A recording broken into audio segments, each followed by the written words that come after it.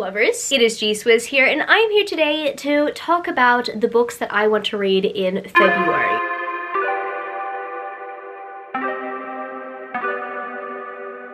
February, the month of love. I am so excited for this month because I am always motivated to read very lovey-dovey novels. And this month is not only just going to be exciting for Valentine's Day, I've got an anticipated release that comes out at the end of January, literally the last day of January, and I am so looking forward to spending my February reading it, but also it is going to break my heart, like in the most ultimate way, because it is a finale to a series. I definitely wanted to save some very light-hearted reads for this month because that one anticipated release is going to be heavier than them all. I want to get to some romance manga this month, as well as some romantic contemporary that I have been collecting for some time. Pretty much everything that has to do with romance is welcome in February. I guess without further ado, I'm going to get straight into this TBR and talk about the books that I'm so looking forward to getting to in the month of February. As I mentioned, there is an anticipated release that is coming out at the end of January, and that, my friends, is Chain of Thorns by Cassandra Clare. I reckon that this is coming out at a very fitting time because even though the Last Hour series is a historical fantasy paranormal series, it very much focuses on romantic tension and melodrama. As I'm filming this video, I'm currently in the middle of rereading the first two books in the series, and I love this series so much. I am so pumped for Chain of Thorns. However, I know that it is going to destroy me, but also at the same time, I feel like it's going to put me back together because it is the conclusion of the trilogy. It could end in a very bittersweet way, or it could end in a harmonious way. We will see. The only way I can tell is if I actually read the book. I'm very much nervous about Chain of Thorns. However, if the book puts me into some sort of slump, I don't know if it's going to put me into a slump. It might put me in a really bad book hangover. I'm really hoping that the other books on my TBR are going to help with that book hangover because I don't like book hangovers. Book hangover bad. But if the book hangover is bad after Chain of Thorns, I've got some manga options to get me through. This month, I want to read as much shoujo as I possibly can. First of all, I have Rainbow Days, which seems to be a high school romance shoujo that involve a friendship group who have their individual romances. I'm very much looking forward to this one. At this point, I'm hoping that I find my next Imakoi, Now I'm in Love. If you guys don't know, Imakoi, Now I'm in Love is a manga series that also takes place in high school, but it's so sweet and so wholesome, so I'm hoping that Rainbow Days kind of follows after that formula. I love myself a good high school shoujo. I'm just looking forward to Rainbow Days because it seems to be the only contemporary option I have on my list for now that isn't rated mature. Because the series I have that is rated mature is Yakuza Lover. I want to continue on this month with Yakuza Lover because this is a very lovey-dovey series that has very high stakes because the love interest in the series is a part of the Yakuza. He's actually the boss. This series, it's cute, it's steamy, sometimes it gets absolutely ridiculous, but I cannot help but absolutely love it. So I saved this volume for February. I am hoping to get to it in February and let you guys know how I go with it because I am loving the series so far. I just hope that I continue to recommend it. Another romantic manga series I want to continue on with is The King's Beast by Ray Toma. This is absolutely adorable. Actually, I don't remember at the top of my head whether I read volume 3 or volume 4 last, but what I do know is that I'm in the middle of the volumes that I currently own. I currently own up to volume 8, and it pulls on my heartstrings. It very much reminds me of Mulan because the main protagonist is pretty much pretending to be a male to infiltrate a palace. Her interactions with the love interest are absolutely adorable, and at this point they are not together. No one knows yet. No one knows her secret, but it's just so cute. The romantic tension is there, and I really need more of it. But at the very same time, this series is very emotional because it has to do with bias and prejudice. It's made me cry a few times because I feel so sad for these characters and their situation. However, I'm hoping that things get better as the series goes along. We'll see how Ray Toma continues the story. I really hope that it is all for the better at the end. Actually, I have another manga series that I really want to continue that I actually just put somewhere at the bottom of the pile because the manga volume is a larger size. I am so looking forward to to continuing on with Romantic Killer. This, I believe, is a 4-volume series. I'm just hoping that the series gets better because I didn't love the first volume. However, I am really hoping that this character goes on the journey that I want them to go on. What I like about the series, though, is that it is told in full color illustrations, and so that is what keeps me engaged every time. I am looking forward to reading the series and potentially finishing it this year. It's only 4 volumes, and I believe that it has 4 different love interests. Pretty much, the protagonist is put into an experiment to see if she can fall in love without the comfort things that are around her. She loves playing video games, she loves eating chocolate, and she loves spending time with her cat. However, this manga series is about taking those things away from her to see whether or not those things are getting in the way of her falling in love. And at the end of the day, the protagonist is not necessarily having the best time being put in this experiment, so I wonder whether or not she will fall in love by the end of the series. But if not, she will always have her video games, her chocolate, and her cat. And in the month of February, I want to see whether or not I can get through a romantic companion series, and the one that I was thinking of is one by Meg Cabot. Here I have no judgments, no offense, and no words. These are all part of an island series. I believe it's Little Bridge Island. I don't know how all of these interconnect. They are all separate romances, but this is a companion series. All I know about Meg Cabot is that she is the author of The Princess Diaries and a few other popular young adult series, but this is one of her first adult romance series. So I'm very much looking forward to getting to these books. I don't know, I reckon it's the covers that are getting me at the moment, and also it's summer, so an island romance during summertime, it kind of works very well, especially when I am sweating a lot during this time. The heat is sweltering at this point. And yes, I do have some other romantic companion series that I really do want to get to, like the Brown Sisters, the Wedding Date series, and anything by Tessa Bailey. I've got 2 companion series by her on my TBR, one that's yet to be completed and one that is. However, for some reason, I reckon that it's definitely going to be the vibes of the series and the timing that I'm planning to read it. I want to get to these ones. And the next book that I'm very much looking forward to getting to in the month of February is from an author that is attending Rare 2023 in Melbourne. And that, my friends, is Evie Mitchell, and the book that I want to get to is not my type. So I've known about this book for a while. However, I was motivated to purchase it because I have the chance to now meet Evie Mitchell at Rare. I'm very much looking forward to going to Rare, to flying to Melbourne, to see a bunch of book community members, and to meet a bunch of authors. I don't think I've gone to an author event in a very long time, but I am so looking forward to going to my first romance author convention. And Evie Mitchell's gonna be there. I've wanted to read this book for a while. I finally purchased it so that I could get my copy signed, but also I want to read it before I take it to Rare. This cover, by the way, absolutely stunning. I personally have no idea what this novel is about. However, it kind of gives me Tessa Bailey vibes based on the cover. It's February, it's the month of love, and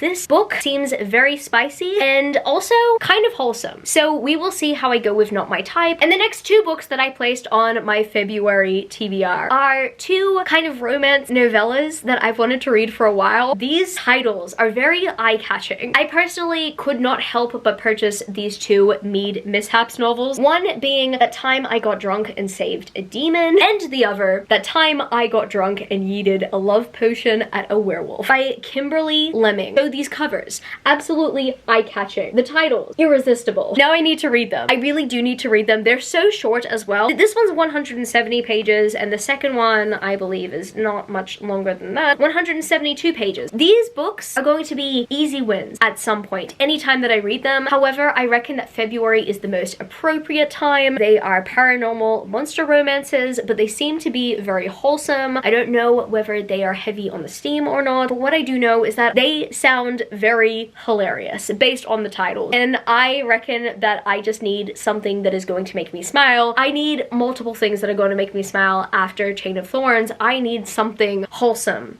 to go. And the final book that I would absolutely love and I need to read in February, especially because it is the month of love, is Alone with You in the Ether by Olivia Blake. So I didn't just save this for February. I only just received this in the mail this week because I have the Waterstones exclusive edition that have these beautiful honeycomb pages. I absolutely adore this edition, and I didn't just purchase it because it would make a beautiful addition to my collection. I have just heard so many great things about Alone with You in in the Ether. I had no idea up until like closer to its release that it was a romance novel. So I specifically waited for February to give it a shot because it would go very well with the month of romance. So I've kept it for February. I've held my horses. I'm pretty sure I also pre-ordered the audiobook as well in case I wanted to read it like instantly. I really did hold back. But also I have the Waterstones edition now. I just ordered the Lumicrate edition as well, and I'm eyeing the Fairy Loot edition. I really need to stop eyeing these editions and actually read Alone With You in the Ether. Once again, it's like one of those problems where I did not listen to the audiobook before collecting the special editions. With Waterstones, it makes sense because these ones sell out very quickly, so I had to jump on to this bandwagon. Olivia Blake is an author of one of my favorite books of last year, The Atlas Six, and so after reading The Atlas Six, I knew I needed to read everything from her. Her writing in The Atlas Six was absolutely compelling. I loved the way that she built her characters, and so if any of her books are similar in the way that The Atlas Six was structured in terms of the character building, I reckon I'm going to love everything that Olivia Blake puts out. I'm hoping that with Alone With You in the Ether, I will feel that way with. Fingers crossed, I will love this book. I saved it for February. Let's see how we go. So I guess that's going to be it for this video today, book lovers. If you happen to stay to the end of the video, leave me the red heart emoji because I wish you all an early, happy Valentine's Day. And if you happen to enjoy this video, don't forget to give it a thumbs up and subscribe to my channel if you haven't yet already. Join the amazing community of book lovers. And also, I have social medias. I'm at GSwizzleBooks on Twitter and Instagram, and I'm also Goodreads. That's www.goodreads.com/gswizzle. And finally, I'm at TikTok. I'm at GSwizzle on TikTok if you want to follow me there for some bookish content. I love you, book lovers, and I will see you later. Peace. How did I would have when I flipped it in a double? How did I would have when I flipped it in a double?